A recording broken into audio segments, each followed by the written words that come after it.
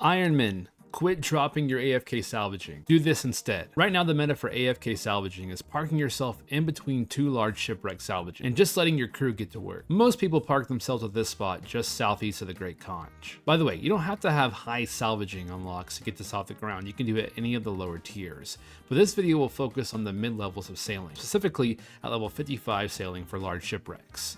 Now, while you can salvage the items yourself, it helps to have the following requirements. Level 40 for at least one crewmate to hook the salvage while you use the salvaging station, and 55 if you want two crewmates to hook the salvage to double your yield. You also need level 42 or 39 with a whirlpool surprise boost that you can get from the Temper Tantrum for the salvaging station facility.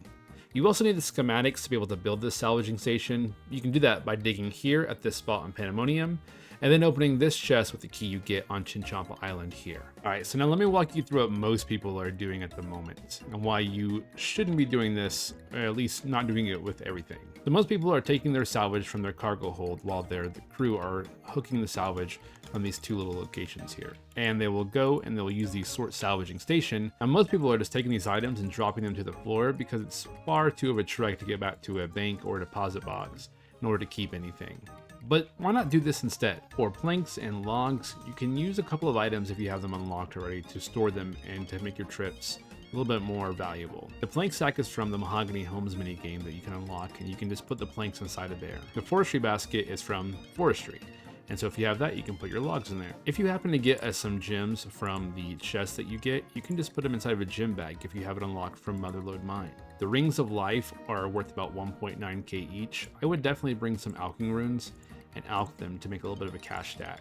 Some of the other rings, like the gold rings and the emerald rings, are not as much, so feel free to drop them as needed. And since your crewmates are going to be doing all the work of salvaging, you might even have a little bit of time to get some fletching XP. So you actually can chisel these oyster pearls into pearl bolt tips, and you can buy a surplus of iron bolts from the Shazian archery store. And so what I'll do is I'll just take these and I'll combine them and get a little bit of passive fletching XP while I wait for my next cargo full of salvaging. And of course, keep things like cannonballs and nails as they stack upon each other. If you found this video helpful, I kept it short and sweet. I would really appreciate a like or a subscription. If not, thank you so much for watching and happy sailing. Hopefully I helped someone save some precious cargo.